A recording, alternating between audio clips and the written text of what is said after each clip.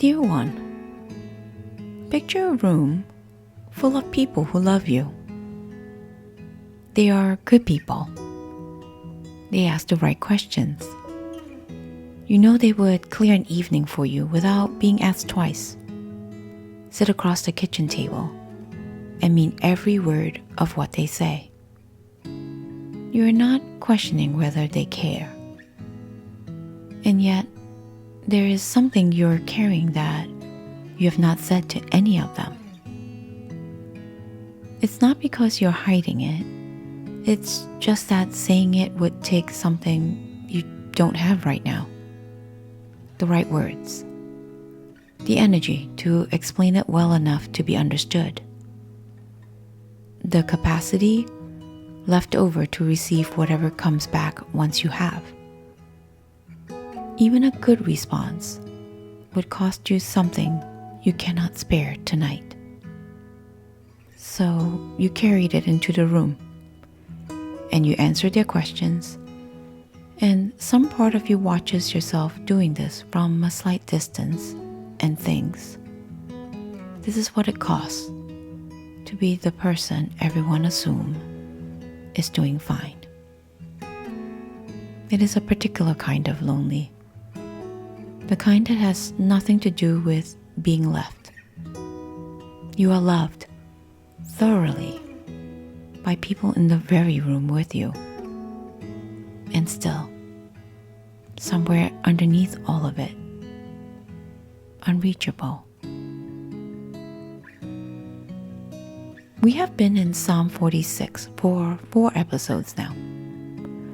The psalm has named mountains carried into the sea, and nations raging and kingdoms shaking. It has called the ground that does not move, even when everything else does. It has named refuge as something that holds you inside the hard thing, rather than removing you from it. It has placed the raging and the steadiness side by side, with no conjunction between them, both named fully, neither subordinating the other. And through all of that, it has never asked you to have words for what you are carrying. Part of you has been performing okayness for so long that you have started to lose track of where performance ends and the actual person, you, begins. It's not because you're dishonest. It's just that the weight is genuinely difficult to name. And naming it to someone who loves you carries its own cost. You would have to hold them holding it. You would have to manage their worry. You would have to reassure them that you're going to be all right, even when you're not certain of it yourself. It is sometimes easier to carry the thing alone than to carry the thing and also carry the people who love you carrying the thing. Here's what you might be discovering. The psalm does not require translation. Whatever is named as your refuge in this verse has never waited for things to resolve before showing up inside them. Not the refuge of the version of you that has it together. Not after the weight has been processed into something expressible. Your refuge, now, in the middle of whatever this still is. You do not have to translate this for God. He is already in the room with what you have not been able to say.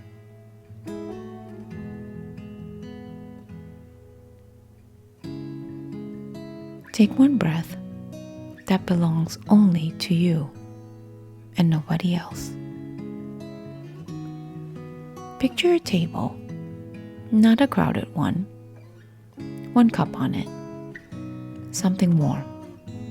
Steam moving in the light from a window you cannot see. One chair on your side.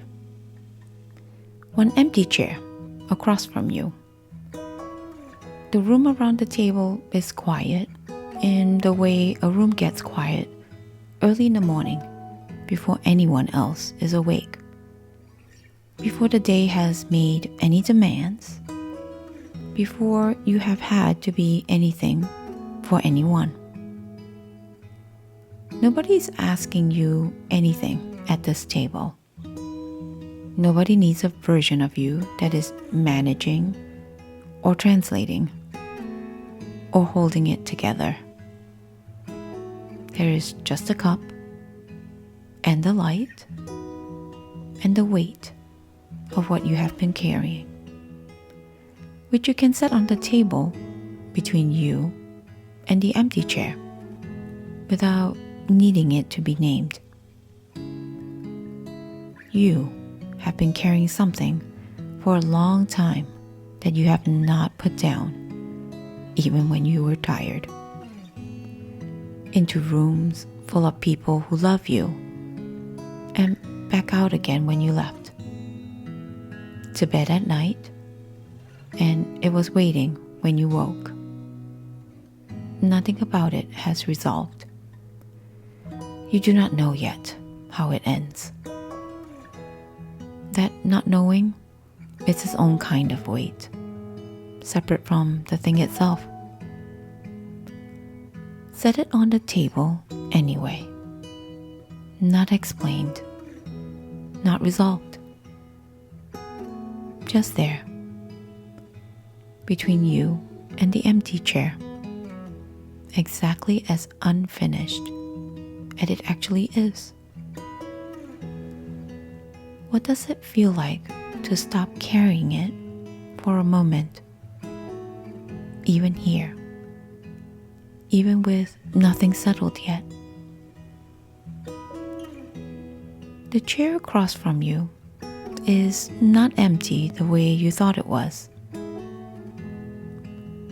Someone is there, not arrived at the end of the story, once it was safe to come close. Already there.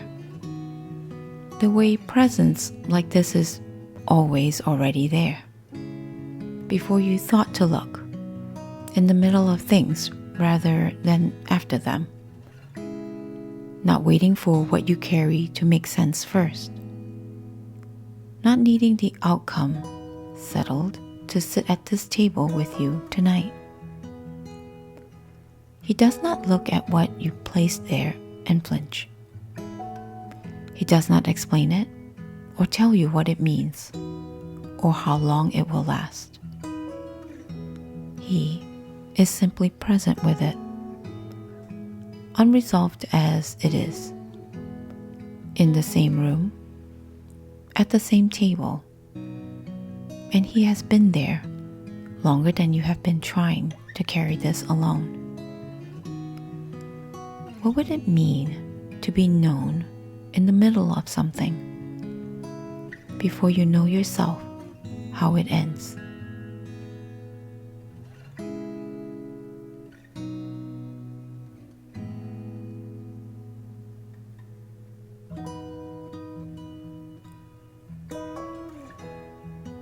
Take one more breath. Let it arrive without you having to do anything to earn it. The table is still there. The cup is still there. Whatever you put down has not been taken away, and it is still unresolved. And you are not in this room alone.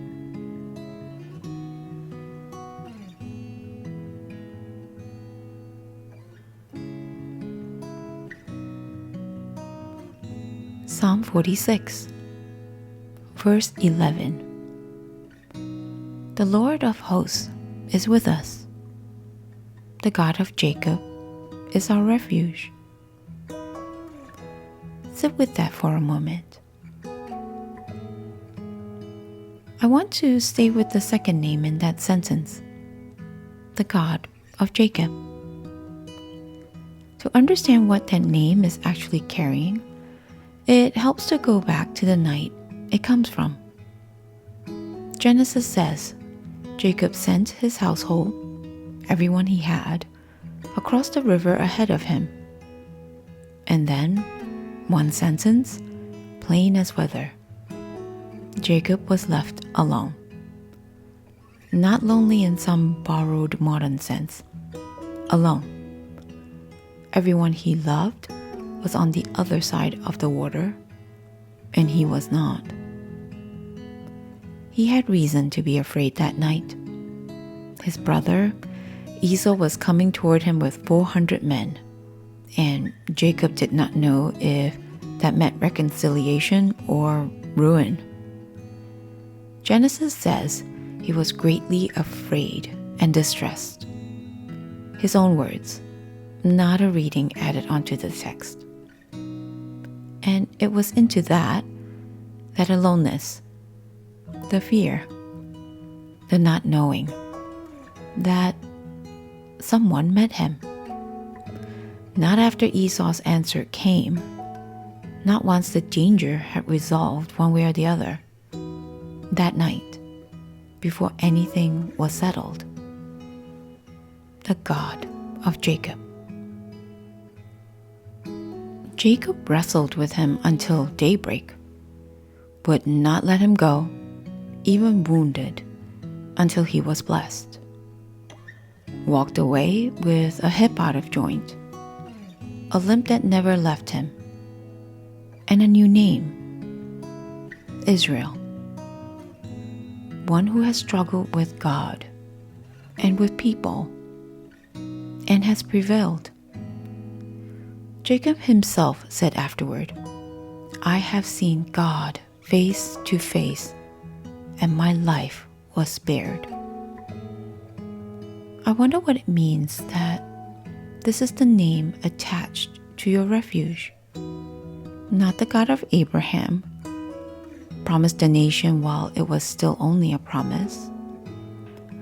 Not the God of Moses, who spoke face to face with someone leading others to freedom.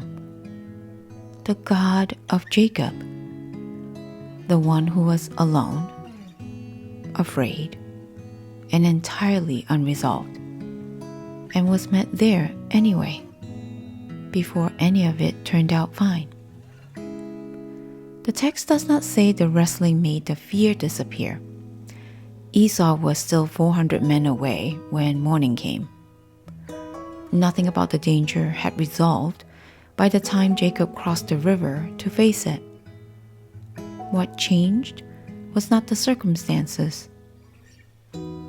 What changed was that Jacob now knew something about who had been with him in the dark, and something new about who he was because of it. The God of Jacob is our refuge. Jacob was still alone when he was met. The morning came before the danger resolved. God was already there. Here's the one thing I want you to carry out of this. You do not have to wait until whatever it is that you're holding resolves to be known in it. God was already at the river before Jacob's story had an ending. We have been in Psalm 46 for 4 episodes. We have named the gripping and the releasing, the difference between rescue and refuge, the 2 a.m. loop, and what holds while it runs. And now this, the loneliness of carrying what cannot be said, even in a room full of people who love you. The psalm has not resolved any of it. What it has done, every time, is return to the same declaration. The Lord of hosts is with us. The God of Jacob is our refuge. I want to name the version of you sitting at that table tonight. Not the version who has it figured out, who could explain the weight cleanly if someone asked the right question. The version still carrying it into rooms, still answering the questions, still watching yourself do that from a slight distance. Jacob crossed his river the same way. 400 men still coming. Nothing settled. A limp he would carry for the rest of his life. He did not wait for his circumstances to be resolved before he was known. Neither do you. Grieve what hasn't resolved, the explanation you still don't have, the conversation you keep not having with people who would try. If only you could hand them something they could hold. You are allowed to grieve that this is still unfinished, without it meaning you have failed to carry it well. There is no episode 5. This is where the series ends. Not because Psalm 46 has nothing left to say, but because it already said the same thing twice. The Lord of hosts is with us. The God of Jacob is our refuge. You are not leaving this series with resolution. You are leaving it with a name attached to your refuge, the way Jacob left the river with one attached to him. The ground is still here. God is still with you. And that is where we close. The river is still there. God was already at it before you were. Go gently.